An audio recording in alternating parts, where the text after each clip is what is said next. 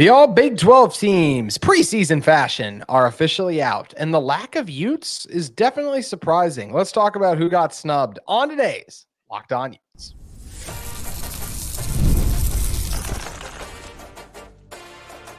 You are Locked On Utes, your daily podcast on the Utah Utes, part of the Locked On Podcast Network, your team every day. Hello, everyone, and thank you for making Locked On Utes your first listen every single day. We are available on all platforms, including YouTube and wherever you may get your podcast. If this is your first time listening to our show, make sure you like and subscribe. Love interacting with all of you in the YouTube comments as well as on social media, where you can follow our show at Locked On Utes on X today. Today's episode of Locked On Utes is brought to you by our glorious friends at Gametime. You can download the Gametime app, create an account, and use code LOCKEDONCollege. That's all caps, no spaces, LOCKEDONCollege for $20 off your first purchase. Terms apply. Again, create an account and redeem code LOCKEDONCollege for $20 off. My name is Yahoo Finance, former intern inside the University of Utah Athletic Department. Excited to be joined by Austin Eames on today's show, who's covered Utah athletics. And Austin, when you're talking about the Big 12 preseason teams, this is a team that for the Big 12, it's the first time we get to see Utah on it. And I gotta be honest, I feel like a couple of more Utes should be on here. I think the ones who got on here, those were the obvious ones. I think Brant Kuithe has two 600-yard receiving seasons under his belt. He easily would have been on pace for that had he played in 23. I'm glad to see him at the tight end spot.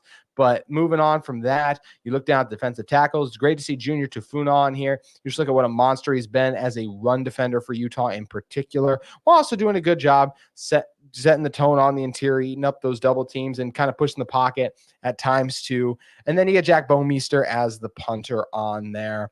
First guy I'd love to see on there is, I'm just going to say it, I think Lander Barton should be on this list. And I understand the linebackers they did go with are incredibly impressive, right? When you're looking at Jacob Manu in the season he had a year ago, also with Nick Martin, and Martin in particular, I'm not going to argue over Martin, Colin Oliver. Those guys are great players. But I just feel like Lander Barton is going to have a monster season. And this feels like the case of just we'll look back on and go like, you should have found a way to put Lander Barton on this list. When you look at what he can do in coverage, when you look at what he can do just as a tackling machine, that's where it starts with him first and foremost. He can be an effective blitzer too, just a guy who just makes massive plays. And I really think has a chance to hear his name called in the first two rounds of the NFL draft. I just feel like we'll look back on this and say Lander Barton needed to be on that list.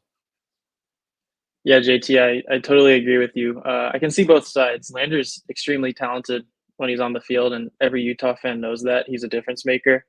But he's been injured, and he's coming off an injury, and people don't know. People don't know what's going to happen. So I can understand why they maybe didn't put him on this preseason list. There's a lot of talented linebackers in the Big 12, but I would not be very shocked if he was on this list come the end of the season, because I think he's going to have a really big season. And I've been hearing all camp long through spring camp and now into the summer that Lander's looking good. He's looking like his old self.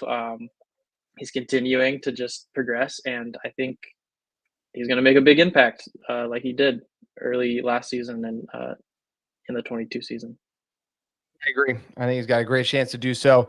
Let's look at some other places for potential snubs. I feel like another Utah defensive player should be on here. I'll say that right away. I think Zamiah Vaughn's another guy. I would create a path for him on here. And not a Utah safety, I can understand based on their lack of a resume, but just another spot where I feel like Utah could get a guy on. But the biggest snubs for me was not seeing Lander on here. And I'll say I think Zamiah Vaughn deserved a spot on here, but they're really good players too. I can understand why the guys that occupy those spots are there. Let's look at the offensive side first. Shedeur Sanders is the quarterback over Cam Rising. Look, Shedeur is tremendously talented offensively. And I think he can do more as a quarterback than Cam Rising could. He deserves to be on higher quarterback lists than Cam Rising was. I will ride with Cam Rising in terms of, look, all he's done for Utah, just cheering him on so often. I have faith in him to get it done. But in terms of the numbers we know Shedeur is going to put up, his arm is more talented than Cam. He can make some of those really impressive high volume throws, but Cam has come through in some big moments. But I do understand why Shedeur, because of those numbers, that he earns the first team quarterback spot. And I mean, there's a lot of good, decent quarterbacks in this conference too. When you look at another guy in Fafita out of Arizona, like he could have very well been on here too like that. So I don't have an issue with Cam not being the quarterback. How about you, Austin? Yeah, I have to agree with that as well. I think the Colorado scheme is more quarterback Mhm. friendly than Utah's scheme. Yes. Obviously, Utah leans on the run more than a lot of teams. And I mean, Cam's mobile. He's a mobile guy. He'll get you yards on the ground. But just in the Andy Ludwig scheme, he doesn't throw the ball as much as a guy like Shador Sanders does.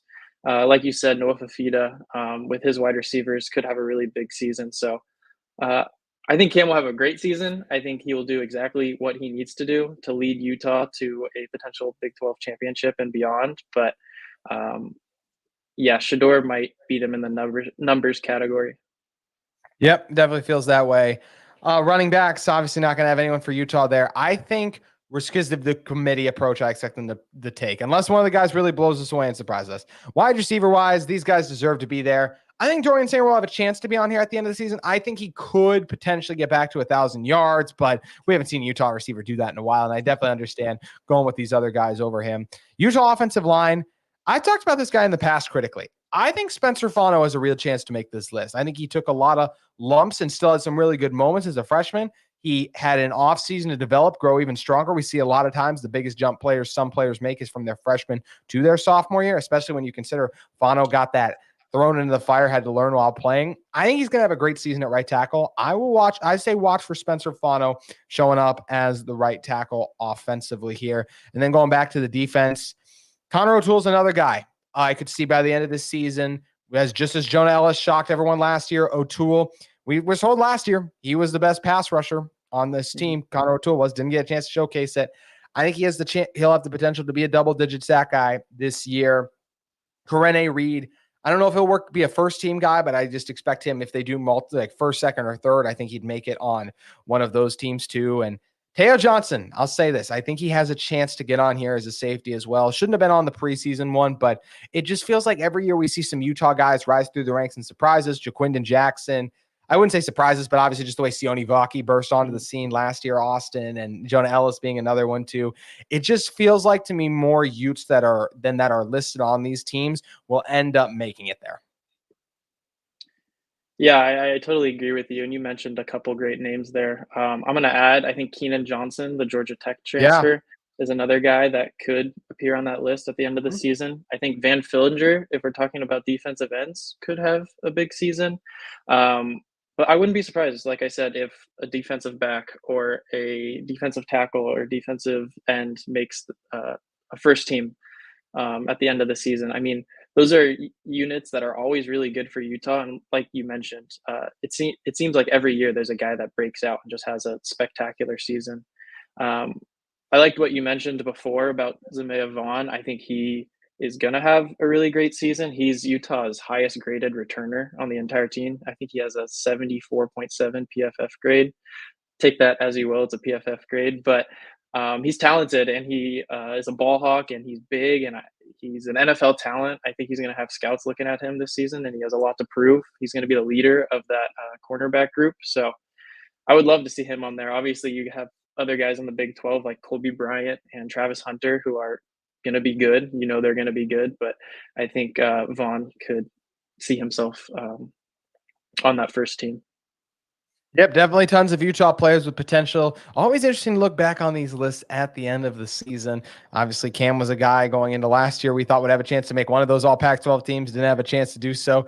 Same thing with Brant Kuithe. Hoping this year's a lot different for Utah, and it's going to be fascinating to see how it does end up shaking out when we can look back and hopefully laugh at this list as we see a bunch of other Utah guys on it, but also not criticizing the guys who made them. These lists are incredibly hard, and there are a lot of great players on the list as is. Big 12 is not the SEC or obviously the Big 10, but it's still a really strong conference, and there's really good individual players on all these teams. I just think Utah's collective talent is why on like earlier in this week, we talked about them being number one and what will help Utah end up winning out. But one thing that's helped Utah just amass a lot of wins is some really strong recruits, and they added another one in an elite safety. And we know how good the safeties of Utah have been. We're going to be breaking down his game in a moment. But first, I want to talk to you about one of the sponsors of today's episode of Locked On Utes. It's our friends at eBay Motors.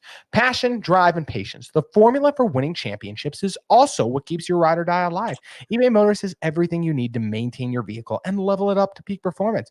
From superchargers, roof racks, exhaust kits, LED headlights, and more. Whether you're into speed, power, or style, eBay Motors has you covered with over 122 million parts for your number one ride or die. You'll always find exactly what you're looking for. And with eBay Guaranteed Fit, your part is guaranteed to fit your ride every time or your money back. Because with eBay Motors, you're simply burning rubber, not cash. With all the parts you need at the prices you want, it's easy to make your car the MVP and bring home huge wins. You can keep your ride or die alive at ebaymotors.com. Eligible items only, exclusions apply. eBay Guaranteed Fit, only available to U.S. customers.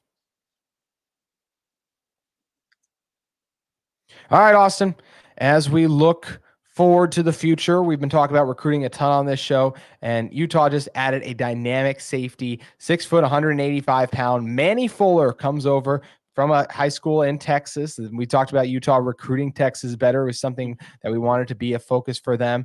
And Manny's a guy who comes over that just gets me excited. I mean, it doesn't take long if you just turn on the tape to see the different speed he just moves at. He's a ball hawk, capable of creating turnovers. He's got great instincts and reflexes too. And this is a guy who I can just already see Morgan Scalley, Sharif Shaw bringing into their systems. And when you pair his tenacity at the safety position, because this is a guy who loves to hit and gets fired up after making big hits, pair that with the speed and ability to make plays, and you could have a future all Big-12 worthy safety selection. Yeah, you said it. I mean, how valuable was that weekend, the player weekend Utah had 2 weeks ago? I mean, the commitments we've seen come out of that is crazy. And Manny is one of those guys. He took official visits to Oregon State, Texas Tech, Houston, BYU, Oregon State, but ended up choosing Utah. And I think he mentioned just the relationships he made with Utah players and coaches. And I think that's something Utah has above a lot of different teams. I think it's a tight-knit group. More than other programs, and I think Manny really liked that. Like you mentioned, he's super athletic, and I saw that in the tape. Utah's recruiting him as a safety, I believe, but he also played a lot of offensive snaps, played some running back, played some receiver, and man, is he fun to watch. On offense last season, he as a receiver had 10 touchdowns, 101 yards, obviously a red zone threat. In the run game, he had 713 yards. And I mean, you watch his tape, and I don't think I saw him get caught from behind a single time. He has really long legs and a really big stride, and he just breezes past people.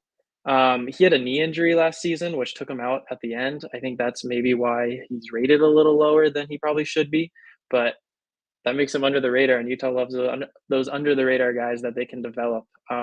I did a little bit of digging because I watched his tape and I saw that speed, and he's a track guy as well. He holds a school record in the 200 meter. He's second in school history in the 100 meter. He ran an 11-second flat 100 meter. In case you were wondering, his 100 meter is faster than what Lamar Jackson ran in high school. So take that as you will. Well, that's fantastic statistic right there, and one that I will say it surprises me, but also when you turn on the tape, it's hard to believe how fast he is. Just he truly leaves defenders in the dust, as you mentioned. Never seems to get chased out or tracked down from behind. Just when he sees a hole, I mean, just breaks through it.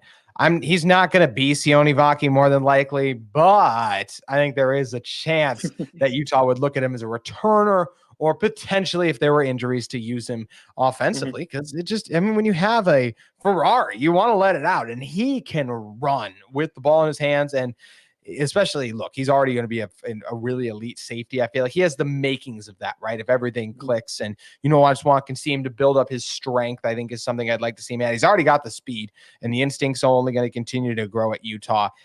I would be surprised to not see Fuller carve out a role. It's a very competitive safety room, and I think he will have to wait his time. I don't think we'd see him till 26, 27 probably, but Fuller is a guy who just, once you turn it on, it's just hard not to feel like there are very few players who are that fast, that tenacious.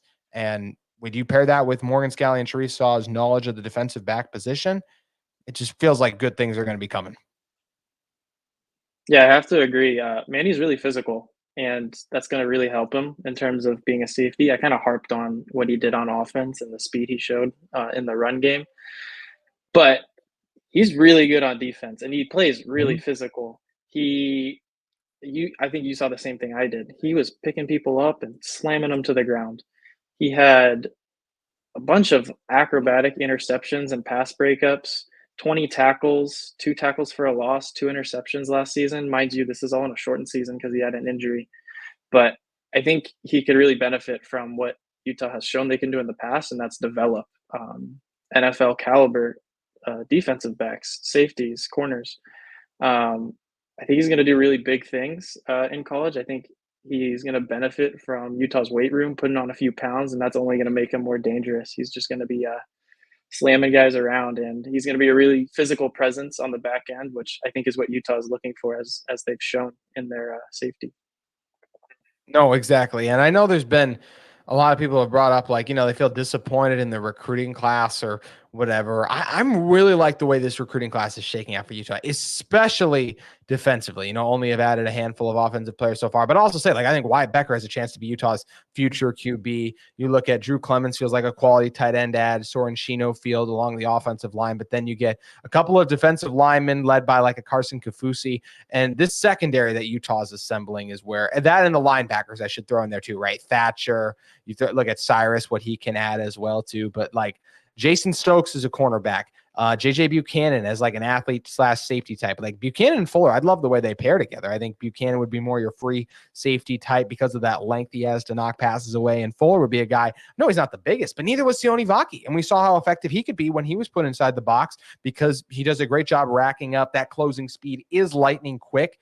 And I just really like the way that this 2025 class is shaking out for Utah. And I say, once again, like people talk about being disappointing. All Utah has to do is land that 1, 4, or 5-star. We're going to talk about who I think that 4 or 5-star can be in a second.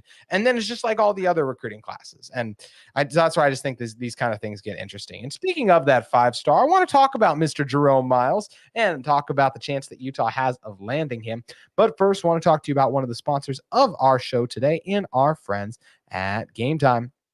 Gametime is the fast and easy way to buy tickets, and they're an authorized ticket marketplace of Major League Baseball, which makes getting tickets faster and easier. Prices on the Gametime app, they actually go down the closer it gets to first pitch. They have great last-minute deals, all-in-price views from your seat, their low-price guarantee. Gametime truly takes the guesswork out of buying MLB tickets. That's because they have features like flash deals, which allow you to save even more with exclusive in-app deals on select seats ahead of the games or event. How about the zone deals, where you save even more when you choose a section and let Gametime choose the seats? There's all-in pricing as well, which shows you the total upfront with no surprise fees at checkout. How about that low price guarantee? Well, Gametime will credit you 110% of the difference. You can take the guesswork out of buying MLB tickets with Gametime. Download the Gametime app, create an account, and use code LOCKEDONCollege. That's capital LON College for $20 off your first purchase. Terms apply. Again, create an account and redeem code LOCKEDONCOLLEGE for $20 off. Download Gametime today. Last minute tickets, lowest price